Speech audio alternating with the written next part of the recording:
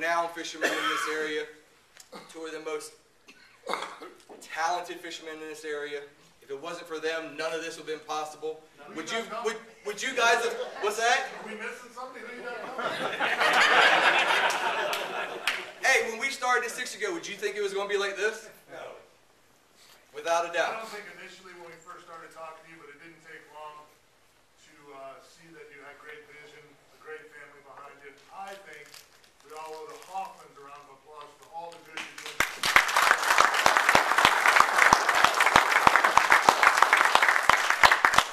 Thank you, I appreciate it. So without any further ado, boys, the gentlemen from Real Animals Fishing, Mike and Billy Nobles. Yeah. Hey, just for the record, my lovely bride back there, she said it's about time Tiger worked on something. I didn't poke her or push that. She did, it just came out. Are you part of the Hoffman clan now? Did you know that? Hey, just because I'm a banker doesn't mean I don't do any work. Yeah, it does. I thought you were a Mahoney. He answers the phone every time I call him, so I know he's not doing much, for sure. Hey, real quick, new rod sponsor. I want everybody to kind of check them out. This one I went ahead on and tied on the lure that I would be using for the tournament if I was fishing the tournament. So just so you can look at, check out, that one's got a combo on it. And when you, to me, that's one of the most indestructible reels that's ever been made. I've got some, Billy's got some. I got some that are like 12 years old, bro, and they They got won't the stop lubricant in it. Back in the day, they called it hot sauce. And you can ask Mike, my stuff gets washed when it rains. And, and they last. I'm a good crash test dummy. If it can pass the Nobles test, it's a good product. And those things definitely pass with flying colors. If you drive by Billy's house and it's raining and he's in the front yard running in circles, you know it's time for a shower. Now, see, I got the soap out and everything. Y'all are lucky tonight because I was kind of kicking a little bit this morning. The Cabo, in my opinion, is indestructible, and it's a great reel for the money, no doubt about it. The new Smoke series, I want you to remember the weight in your hand of when you grab that one and then when you grab this one. The Cabo is a whole bunch heavier, and so far, I've had the same luck with the Smokes. They've been really, really good. Talking to the reps, people all over the place, they're having good success with that reel. So, like I said, if you're looking for a new reel, I would check them out. The new rods, 13 Fishing is a local company. Great guys, they're doing a great job. I've got an Envy and an Omen. The Envy's the higher end rod. What does it retail at, Mike? $270. The Omen comes in at $130. I've been using the Omens on my charters. My people love them. That's the one he lets me play with. Great action. And the Cabo's running what? $199. Cabos. Come on, what do you mean? No, you got them on the show. He ain't never there, Bo. And the Smoke? $30. It's about, I want to say it's about $30 up. I want to say that's like $189, $180, somewhere in there. And again, it's the seal drag to me, and the corrosion protection is what separates those reels from other high-end reels. They really last. I mean, a lot of them you see that are around the $200 mark, $250 mark.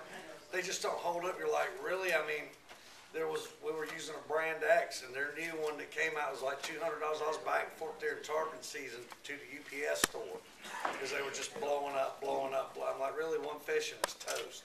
The Cabo 80s last year, that's what I used for all of my beach tarpon, and I never had a failure. I never broke a handle, never tore up a drag, nothing. I mean, really, and last year we had a pretty good year on the beach with some, decent fish, 140, 150-pound fish with clients who fight them way too long. And I kept thinking, okay, we're going to stress one of these out and get to figure out, what it takes to break it. I couldn't break it. So, not that you won't get one you can break. Oh, boy. Yeah.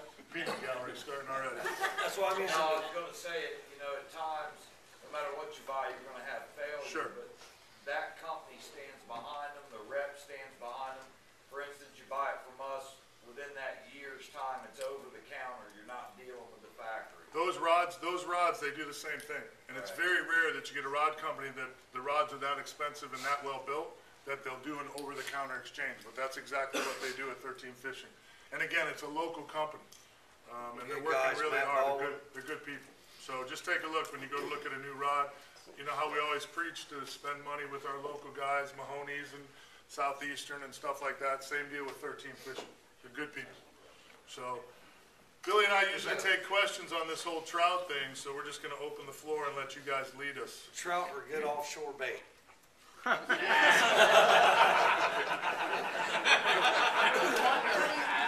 done.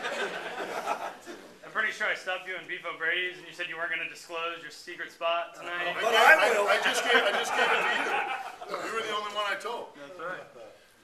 There's a lot of big trout around right now. The reports I've been getting from the guys and stuff, there are a lot of big trout, and they're liking big white bait right now. Where is the bait now on the bait? At the Skyway. Skyway. It's on the South Pier pretty good. You need, while we're pimping Mahoney's, go by and pick up his custom built net. Was out there the past 4 times earlier this week, last part of last week, tides just ripping. I've seen a lot of the guys out there that are throwing a green net. They're not getting it. Every day rolled up there through that 12-footer I got from you. One and done. 2 50-gallon wells loaded, needed help pulling it in. And it's just like, they've been there since like 6:30, 7 o'clock in the morning. We get there about 8. And they've been throwing the net for an hour and a half. Throw that thing once and you're out. Makes a lot of difference. But it's heavy. You don't want to throw it too many times. I don't know. He can throw it. The custom, that's the way to go. If you're struggling to catch bait in deep water, that's what your issue is. Yeah, you remember when we That's were... how I got hooked on them. Yeah, we were out here on this marker, pulled up, Mike was getting bait. He said, I can see it. He said, I can't catch it. And I had a custom net, and he had one of the other nets. Threw mine one time, done, handed it to him. I think he said, just as soon as you got off the water, you didn't even take the boat home, did you? No. Went straight to Mahoney's and bought like 4 of them. That's not going to happen to me twice. No. I get it. I get the difference now. Thank you very much. I got to give a testimonial Yeah. to Mahoney. Okay, first of all, when I heard you guys on the radio about the nets and stuff, I went and bought one. Right. And I went to the Skyway, and with my old net, I couldn't catch it. With the custom-made net, I could catch it. Yeah, makes it, I mean, you wouldn't think it would make that much of a difference. Pardon? I lost them. I lost my net. Did that, now there's a porpoise out there wearing a T.A. Mahoney shirt. I swear to God, there's a I was on porpoise. the radio one time, and I was talking to him, and then I said I need another one. So he actually ordered one for me, kept it in the back room, Right, and I came and picked it up, and he knew who I was. right. So, and I bought another one. And the other day, I was on the Skyway, he was catching bait, 12-foot, inch mesh, boom, caught bait. Yeah. So, and I'm a novice. Makes all the It's- difference in the world, though. And That good then net. another testimony of T.A. Mahoney is... How much are you paying him? No, Damn. seriously. He's trying to get another cast name. Seriously. He talks on the radio. I listen every Sunday morning Right. about caring for the normal guy and all that stuff. I walked in there one day. I was looking for a power pole for my new boat. 10-foot blade, whatever. He got on the phone, got me a deal because I couldn't find it. He ordered one for me, got it for me. Matt over there, they helped me out with the whole thing. So, this is a testimonial for, these guys. Oh, they're the Real best. world, real world.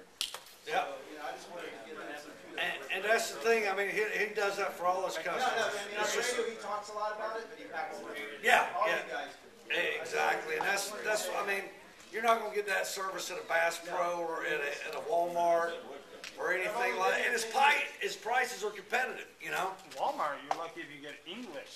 They live in their Maryland selection. I mean, my God. Good gosh. Questions about trout or anything else that tickles your fancy? Should we tell why Mahoney's here? What? Should we tell why Mahoney came out I'll tonight? say my name again. He's got company in town. All right, I got one for you. Come on. Indian Key, Yes, sir.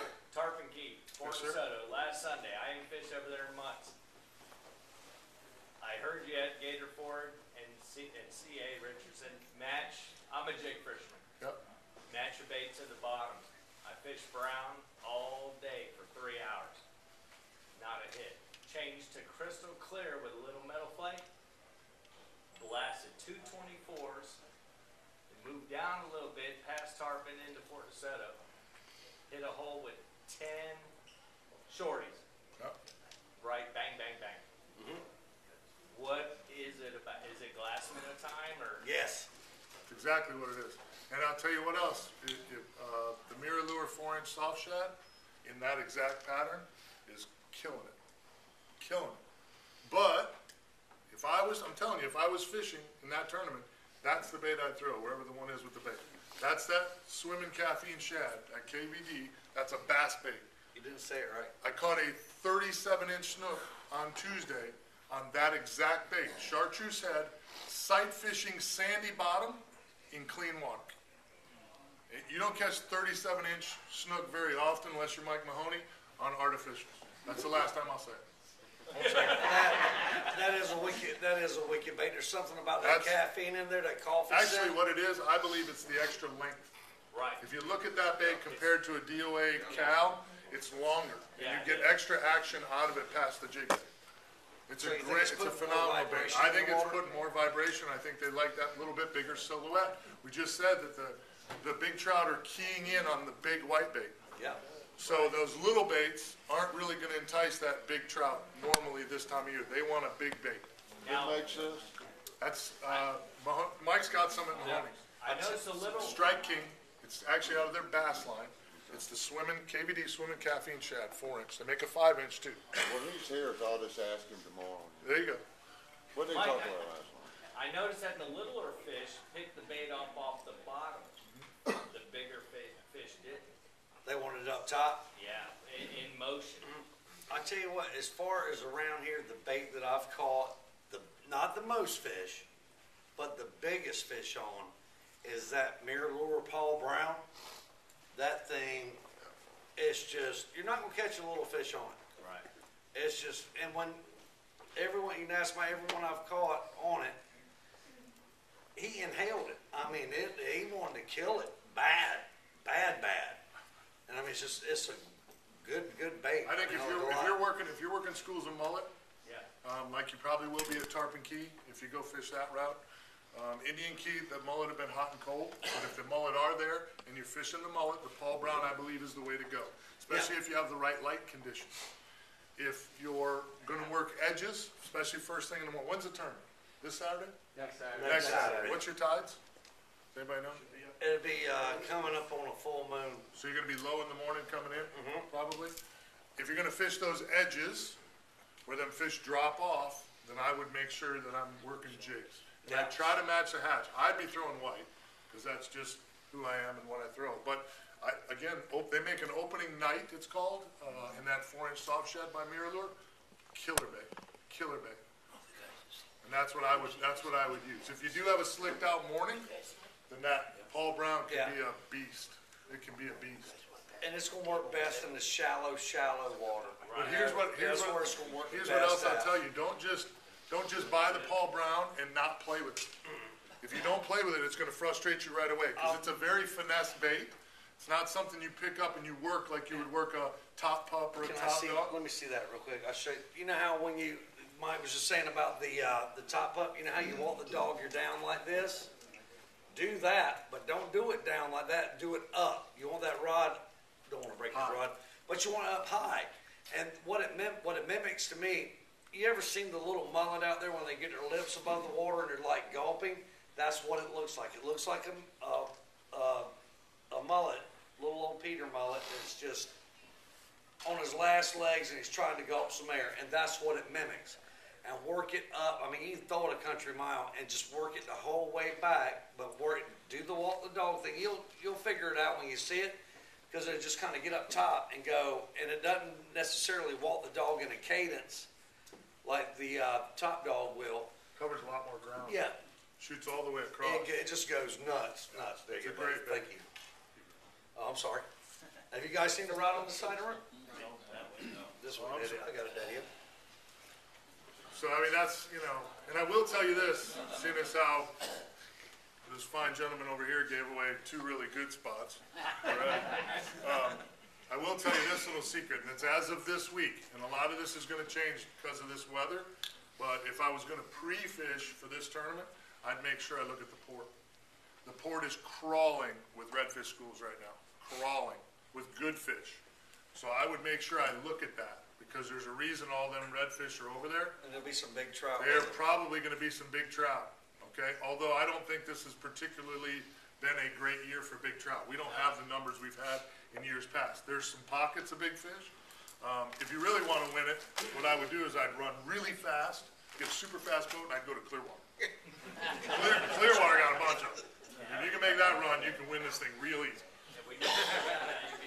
St. Joseph Sound is ate up with big trout, ate up. Even, I was in Charlotte Harbor with Ozzie Fisher. We were both throwing artificials for 6 hours straight, fishing hard Tuesday. We caught one trout. They didn't get them either. Why do you think that is, Mike? I just think they come in. I think it's all, Cyclical yeah, or I think whatever? it's just a cycle. And I think last year we got a pile of them. We were all like, oh, the trout are the best I've ever seen them. And then this year I think they came into the north.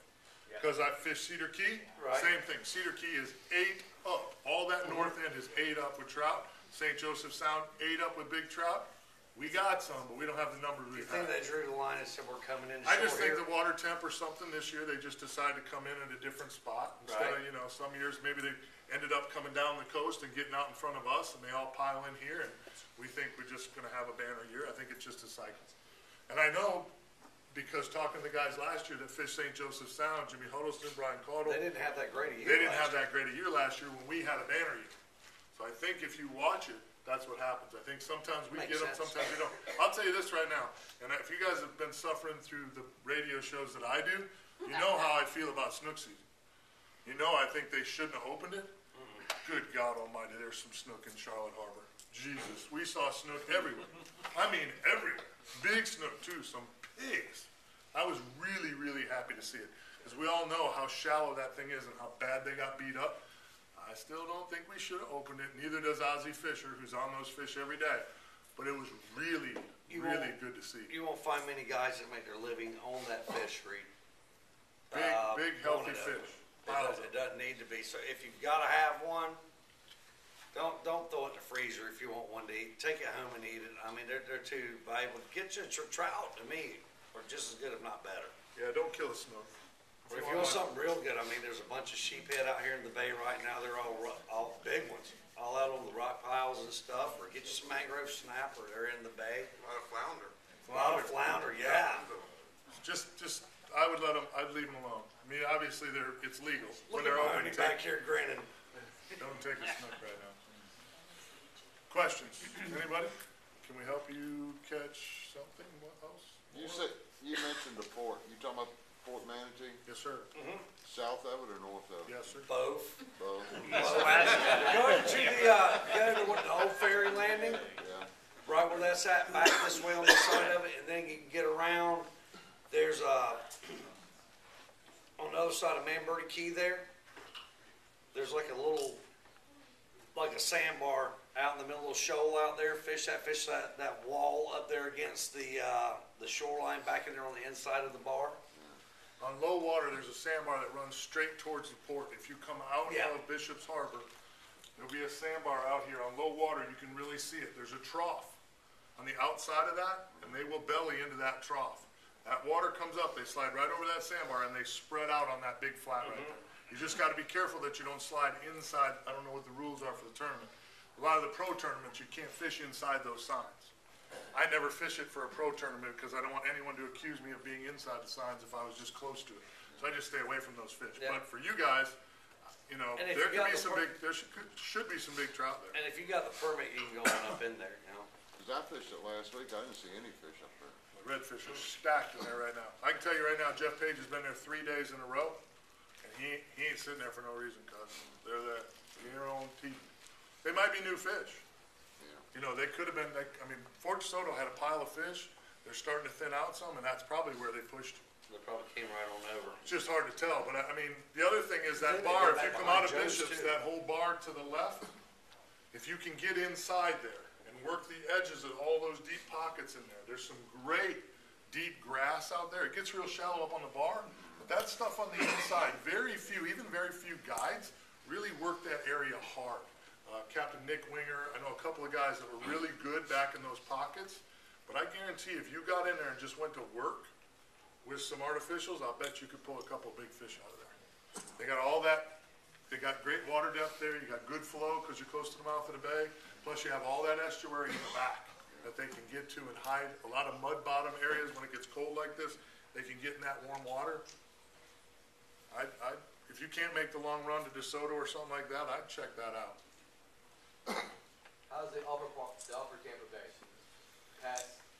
You have to ask Richard Seward, I don't know.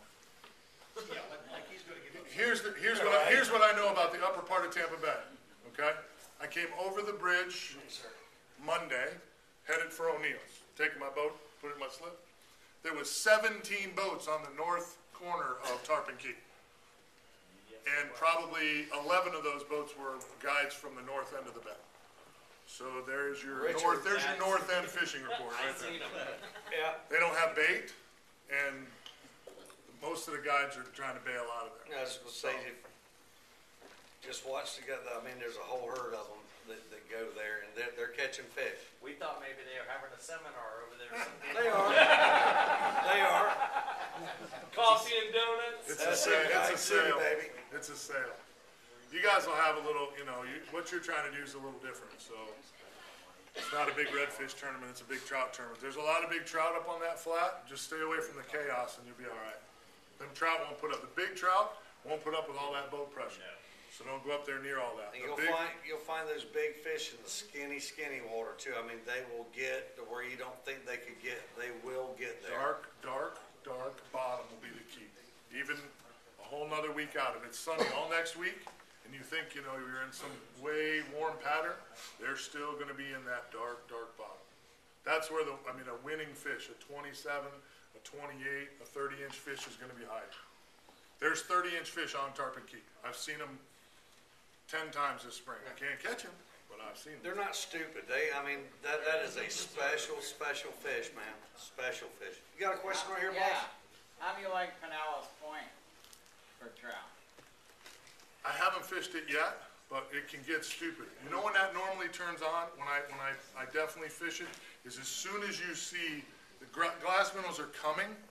We don't have piles of them yet, but you'll see little patches where the pelicans are beating them up now. Yeah. When that comes full blown, probably by the end of this month, Pinellas Point will go off. When that whole thing starts to dimple with all that little bait, then Pinellas Point is on fire. That seems to be very bait heavy to me. Yeah, you can have some banner days there. He's absolutely right. It's because of all those little edges that come out, all them little bars that pop out, it can get really good in there. I got a report that there's 24-inch Spanish mackerel all over that thing right now. Had a buddy out yesterday. They caught some nice trout just on the edge of the clam bar on that drop. So they were catching sharks, mackerel, bluefish, and some nice trout. The only problem. Black drum. And They're there. They showed Black up. drummer there. They've been there for a little while. The circus is going on. If you get close, you can hear the music. Black drum circus. It doesn't take long. Yes, sir, Mr. Hoffman. How about the deeper water grass flats? I haven't fished it, but I would definitely check it. It's going to be small fish. Yeah, that's what I was gonna say. I don't think you'll get a big. I mean, let's face it. Fishing these tournaments, you're fishing for one bite. And when I get hired to fish a tournament, or I'm fishing a tournament, I'm fishing for one bite. That's the one, and don't screw it up. But you're fishing for that one. That's the one you want. I mean, you can come back and have caught 200 fish. If it ain't the right one, it don't matter. And if you get into an area, let's say you go real slowly into an area. Let's just call it Tarpon Key. I hope not all of you go to Tarpon Key because that's really going to suck. But let's say it's Tarpon Key, and you push in, and you push a big trout, and you're like, oh, wow, there was one. You push another one. Then maybe you push another one. Power pole. Take your big white baits, okay? Put one out live. You're fishing with a buddy or two. Put one out live, but always put one out cut. Yeah. A big trout will pound a big piece of cut bait. They don't have to chase it. Them big old breeder trout can get lazy. Don't be afraid to lob a bait in there that they don't have to chase, and just sit. You done seen, the fish you're looking for. Be patient and just sit. They'll feel every bit of, CA was talking about it at the thing. You'd be surprised what those fish feel as you push up into that skinny Yeah. water. They got that lateral line that just picks up. Especially everything. tarp and keyfish. They That might have was seen my a boat or next two. question, when do you start pulling the head off the greenback? Yeah, I mean, I would go right away. I mean, if there's two of you fishing with your buddy or your wife, you know, your kids, one of you pitch it out and one of you throw a live one out. The key to cut bait for me, and it's ridiculously hard to get your clients to do it, once I pitch it out, I always give them slack before I hand it Leave to the them. bail open. Just leave it. Just leave it. Leave it. They always want to pull on it a Yeah, little. 'cause Like when- all you're doing then is shoving it down on the grass, making it harder for them to find. Yeah. Don't do that. On a And once it redfish, gets covered up with grass, that's it. on a redfish will dig it out of the grass occasionally. A trout probably won't. A trout wants to suck it in. He doesn't want to suck in all that grass. I have more luck on cut bait if I just pitch it in there and let it sit. It's hard to do for some people, but just let it sit. And I'll tell you on the cut bait, the damnedest thing I ever saw, I don't know if you guys saw the episode where we did it with Rob Gorda. Oh, the wings. Dude, cut the belly part that goes from like the pec fin to about right here on him. And if you look at it, it looks just like an airplane wing. Hook it in the belly part, and it's got the fat side here, and your hook's back here. I swear, when you throw it, it gets lift. It'll take off, and it'll go whoop like that. And you can get, what, another 20, 30 yards out of it? If you've ever fished next to Rob Gorda on Tarpon Key or Conception or something, he is the longest casting freak on the planet. And that's he why. throws some bombs, and that's the secret. And that's why. He gave it to all of us in the show. He's like, this is what I do, and nobody outcasts me. His spool is always full of line, and he makes long, long casts. Super Long long. casts. Even if you think you see a shake, don't push up to the shake to see what it is. Power pole down and cast baits. I think that's one of the biggest mistakes, and I watched guys do it this week on Tarpon Key. I mean, we had just a psycho fest in there yesterday, and I was just like, dude, just relax. When you're in a group of boats like that, and you see all the fish are out in front of these 4 boats, and you're sitting there, you're not getting bit. Don't trolling motor around the whole thing because you think they're going to stay there. They're going to get tired of getting their butt kicked down there, then they're going to come down here, and they got a brain that's only about that big. By the time they get down here, they done forgot what was going on, and then they come eat your bait. And then you'll have them for a little bit, you'll get doubles and triples, and they'll bounce right back down there. And then, by golly, if you just stay put, they'll come back. Everybody gets so anxious, and I understand you guys don't get to fish every day like we do, so you're like, dude, it's a whole school of redfish, we gotta go. But you gotta breathe through that. You gotta breathe through it. It'll make you so much better. They will, he's right, they will eat. I mean, those fish have been getting their butts kicked for, what, 15 years?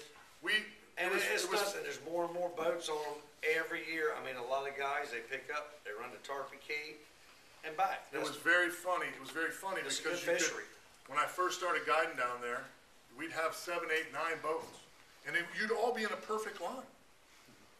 And I, at the time, was really green and just super excited that, Dave Marquette and Billy Nobles called me and said, hey, you're a moron, get over here.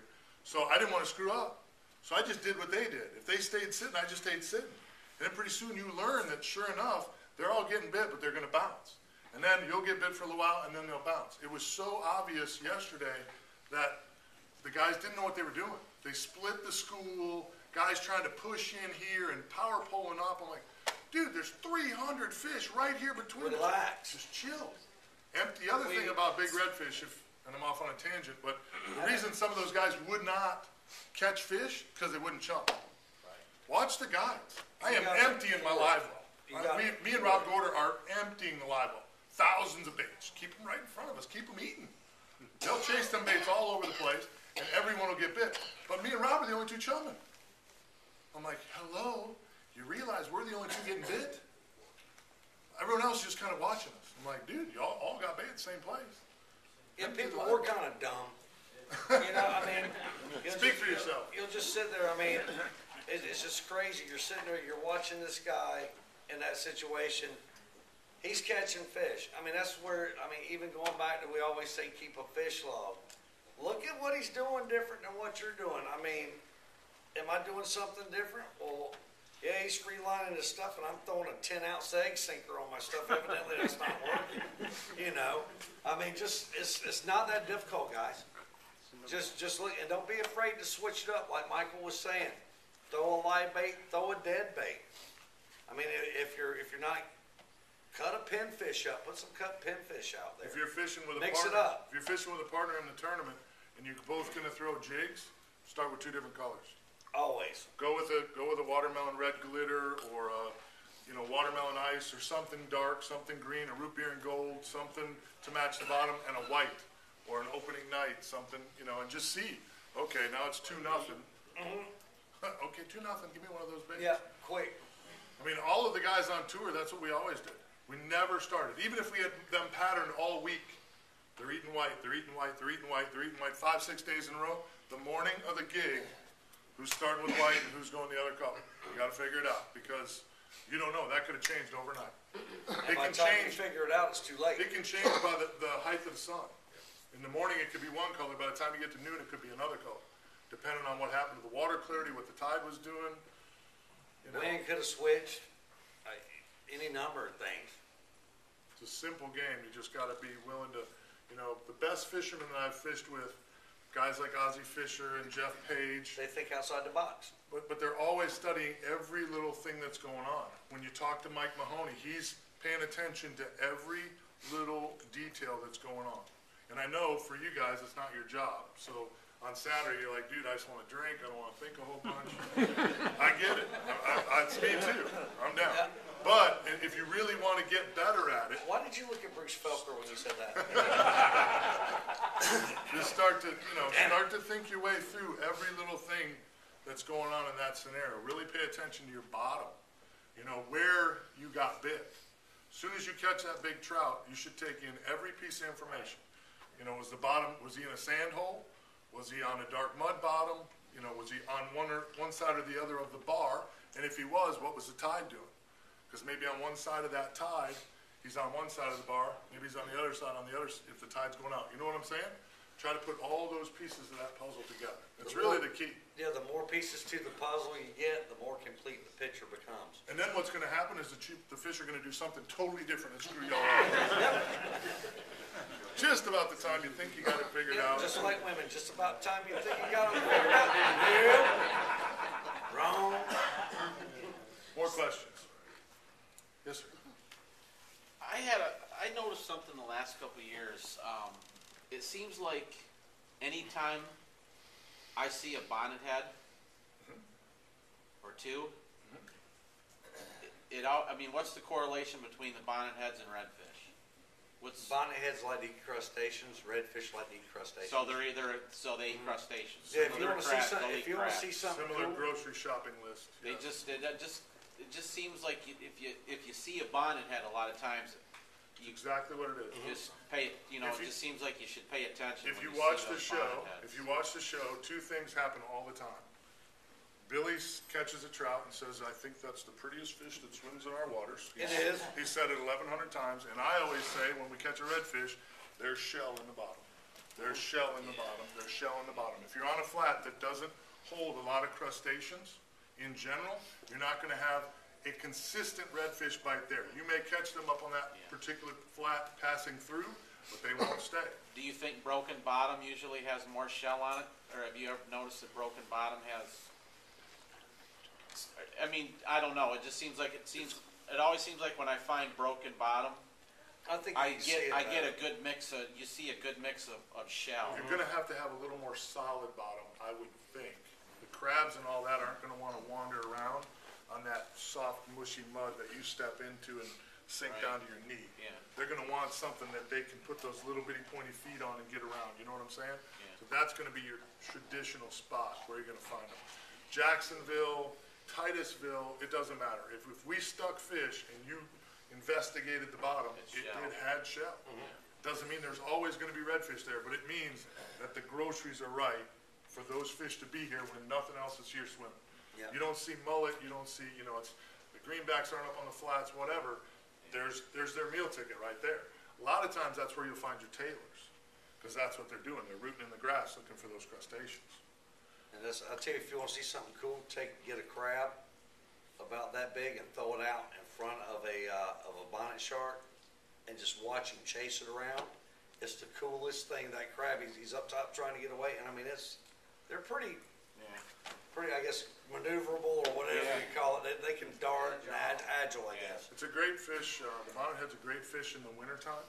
If you get on a sandbar somewhere and it's covered in those, if you take shrimp, float them under a cork, just pitch them out, you can have an absolute blast. Yes, awesome for kids. Just take you some shrimp too and just chop it up in little pieces and just kind of, salt and pepper the bottom with it out there, kind of stink it up a little bit.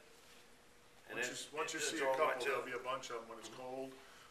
It's a lot of fun. This flat right over here is just awesome for it in the winter time. That Simmons Park flat is absolutely awesome. More questions? So far, they're good. Don't be bashful. Tell me about your landing technique. My landing technique. I got a spear. I've lost two big fish. I've lost two big fish getting them in the net. Now I'm talking 28+ inch trout that use the net as leverage to get out, and as I'm putting it in the kayak, I watched it go out. There's your problem. You're in a kayak. So tell me about how you're getting them in. And you need a bigger net. Yeah, maybe that's Or it. you can take the spear gun and just your bait net for it. You need a big Berkeley triangle net. It wasn't a big enough net. I'll tell you what, you can make a mistake big time with nets. You gotta be really, really, really careful. scoopy. And if you're not gonna keep your big trout, don't land them with a net. No, I use If the you're fish gonna grip a release your lot. snook, don't land them with a net. Takes that slime coat off there, big time. Yeah, I'm glad you said it. I saw a thing in, it was in, I think it was in Florida Sportsman or Saltwater Sportsman. Back in the day, they did a study. They took this guy, he took his bare, dry hand, and he touched a speckled trout. Each day they looked at it. By the third day, you could see the fingers coming in. By the fifth day, you could see the whole hand on that fish, and it removes that protective slime coating on them. It leaves them open to infections, all kinds of bacteria and stuff like that.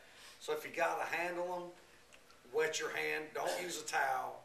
Don't use the net. Wet your hand and do that. Best thing to do is get a de-hooker and just don't touch him at all. I would believe, and go figure with my sveltness and my itty-bittiness, I'm not a big kayak guy, because I need like a 37-foot kayak. He is a kayak. Paddle him around. But I would figure, because truly netting is about the angle. It's just like gaffing. You got to get the right angle on that fish.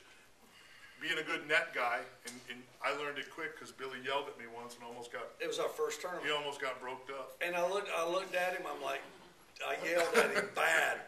Now I I'm like, almost damn, got, you're big. We had a big snook on. Billy had a big snook on, and I almost screwed it up. But I would guess that in a kayak, because that's such a tough angle, it would be very tough. And then by yourself makes netting even a whole nother level. It does. Yeah, because really you can't stand up and do There's this. no doubt. It's easy. It's easy for me now because I've done a whole bunch of them on tour. When you're fishing for money, you get a look at where the hook set is and all that, so you kind of get a feel for how quick you got to get this done. In a kayak, I got to believe that's a nightmare. So, It's harder. Yeah, I would think so. Fish in a boat. What you That's need my to do is opinion. if you could get a kayak, sort of like a landing craft where the front would dip down, you just and be good. There you go, perfect. Yes, sir. Another question? Somebody else had one. Tony.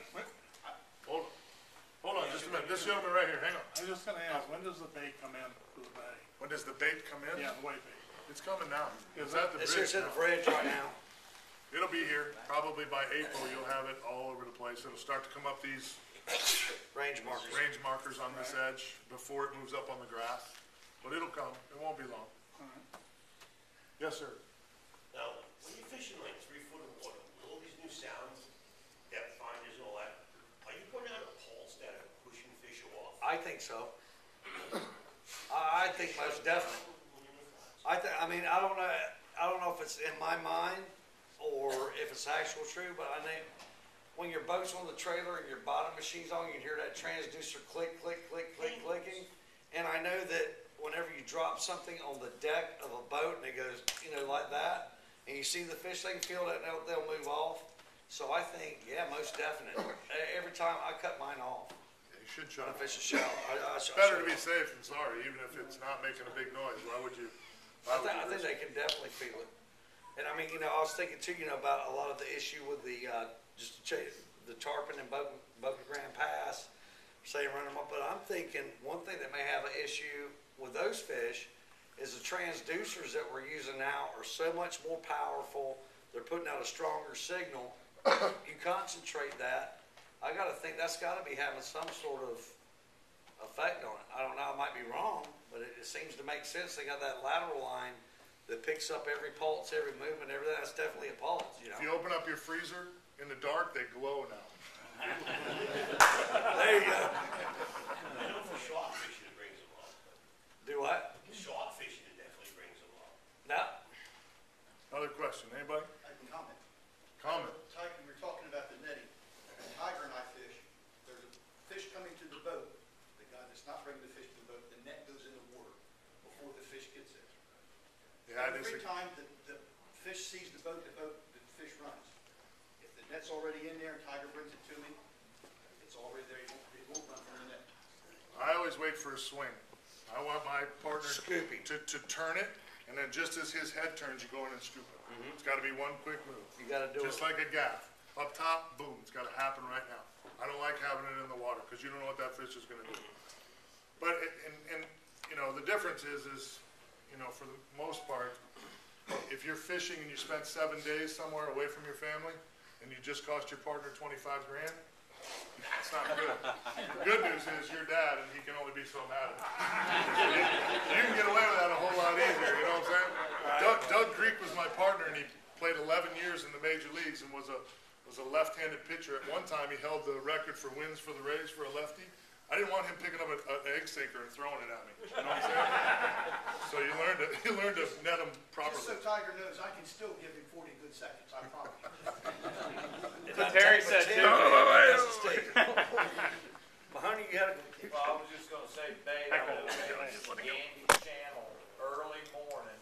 It's gonna be deep. You'll see it rippling. It's probably moving out into those islands, and I know they're catching it at the Gandy Bridge when it's dark on the shadow line from the light. Nice white bait. Yeah, any of the deep water's holding, you know, is gonna hold your bait right now, and it's just a matter of time before it shows up. I will tell you something cool. If you haven't tried it yet, and it's just a shameless plug. I've known one of the guys that's involved in the company for probably 20 years now, but there's a new dry chum out. It's made by M80. They actually carry it at Mahoney's, and you'll be really, really surprised what it'll do for you. And dry chum has been a secret that the guys have been playing with for a long time. They've been buying it at the feed stores. You can buy the tropical fish food. It's just a dry thing. You just put a little water in it, make a paste, and put it in the water, and it's been really good. These guys have tricked it out. It's really neat. And the nice part about it is, you know, like Jack mackerel, which I always have a couple cans of Jack mackerel because I think there's certain times when the Jack mackerel, you want to remember that a thread fin is a vegetarian and a greenback is a meat eater. So if you have a lot of thread fins and greenbacks in together, you can thin them out, thicken your whitebait by putting some Jack mackerel in the water because the thread fins will go away from it. The greenbacks will come to it.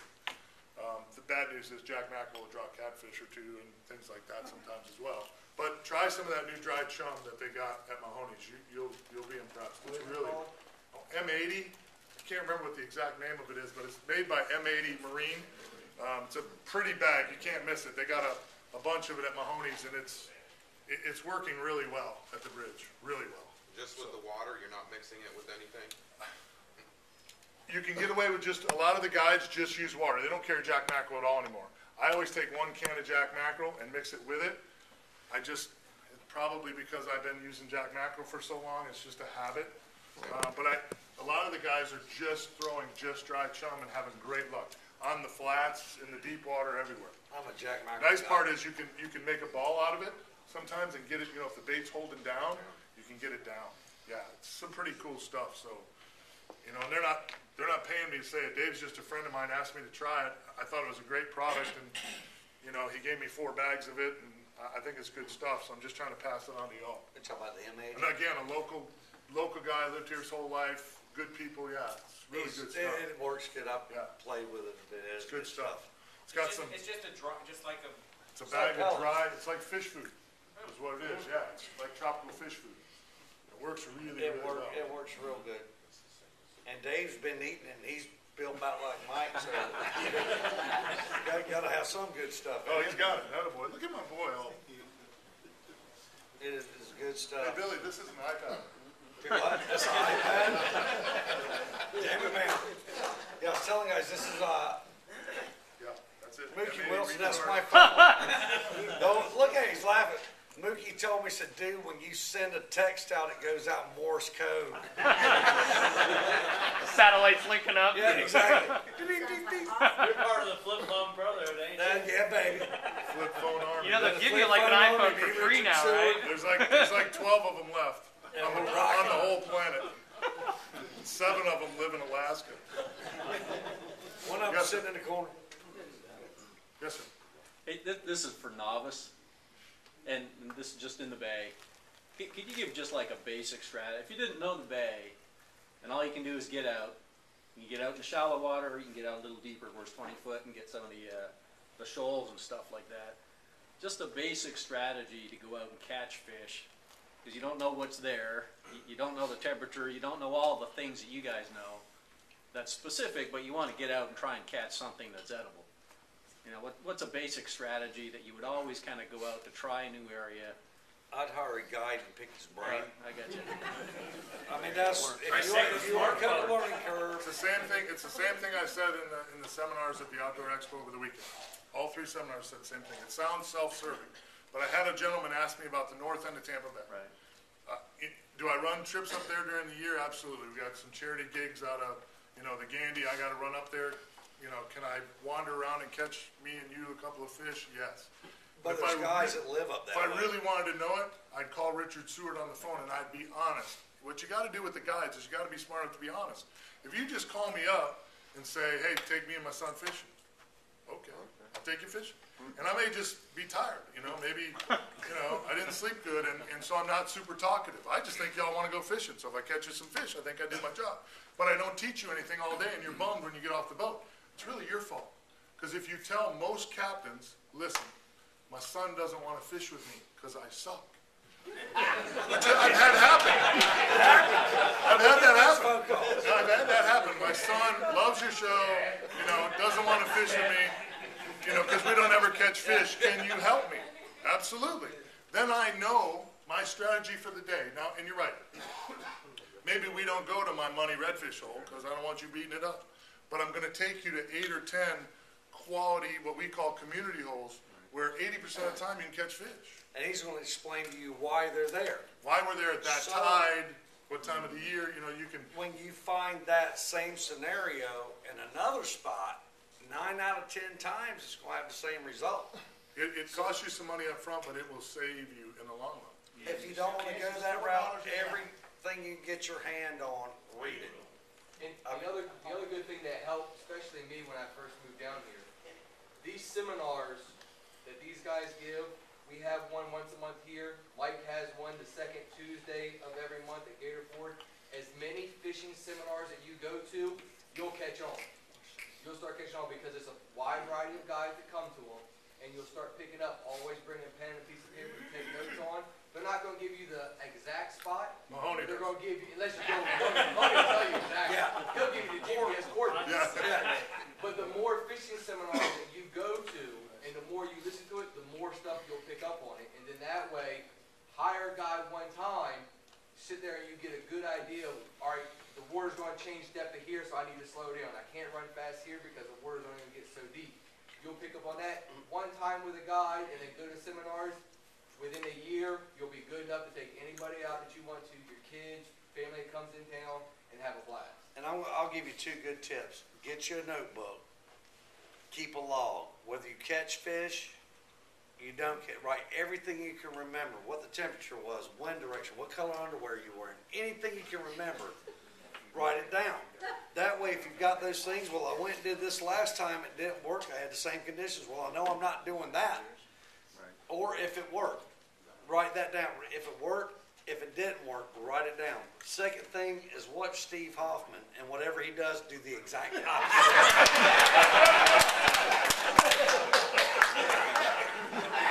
I will tell you this too, young man, this will be the 25th seminar that will be in our video showcase at SouthshoreAnglers.com. And watch them at your leisure, you know, just watch them. And there's some real good ones. I mean, you've had some of the best in the business out here. Glenn Taylor, C.A. Richardson. 3 hours of C.A. Richardson without one commercial.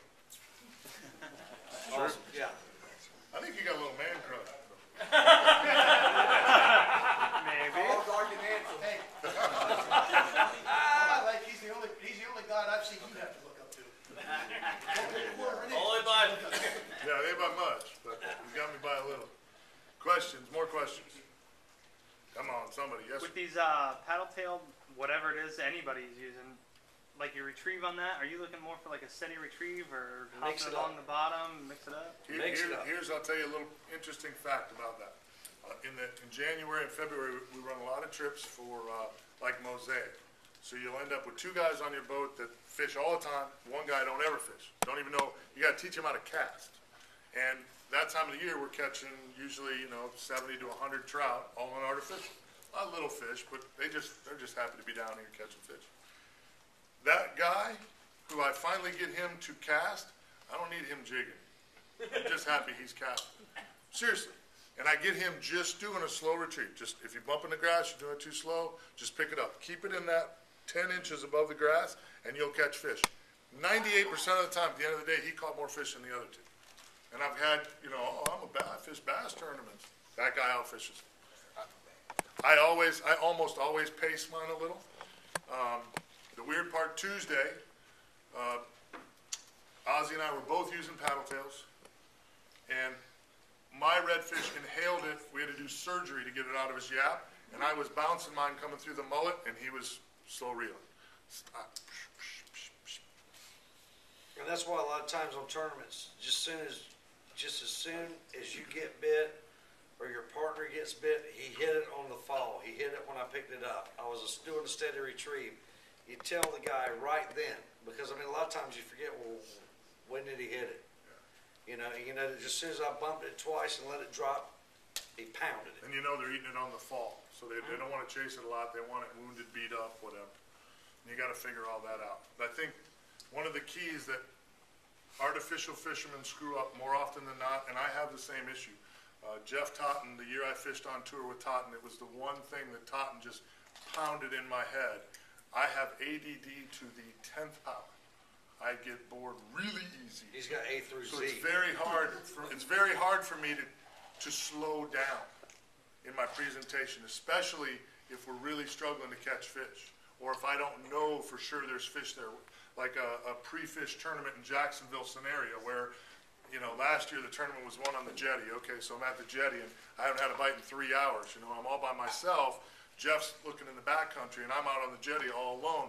I have to work really hard to slow down. What you want to remember is our fish, they hide in the grass. They hide in that pothole. That's their ambush point. If you come buzzing over their head and you're in 2.5 feet of water and you're 18, 19 inches above the grass, you may not get bit. That fish may not come across. You've got to be in that first 10 to 12 inches. You got to be. Or it may not come out there and eat it. We all get lucky and find that day. It doesn't matter, cheeseburgers falling from the moon and they're eating them. I mean, you're going to have those days where they'll come out and eat it no matter what. But the biggest mistake I think recreational anglers make when throwing artificials and getting comfortable is they go too fast. That's You've got to slow down your retrieve and keep that bait's got to be in the strike zone. If it's not presented just the way they want it, 80% of the time they're going to turn it down. It's got to be in that. It's got to be in that strike zone. Trout have them eyes on top of their head. They sit down in the grass, stuff that pass over the top that they can see real good in that first 10 inches. That's where you're going to get bit. That's why like the DOA deadly combo where you got the shrimp with the cork, like a Cajun Thunder cork over it, is a good way to introduce somebody to artificial fishing, especially if you use the one that doesn't have the brass weight on the bottom end of it. It's got the plastic ones. Because what'll happen is when it goes out there, it'll lay flat because it's balanced. And when that shrimp falls to the bottom of it, it'll pop the cork upright like that, and then you pop it. And that's a good way to enter, especially kids. And it's a very effective setup. I mean, popping corks have been around, good God, forever. It draws that fish to the commotion, to the sound, so it gets it looking around instead of just sitting there and then you fly a bait over too high for it to really react to it.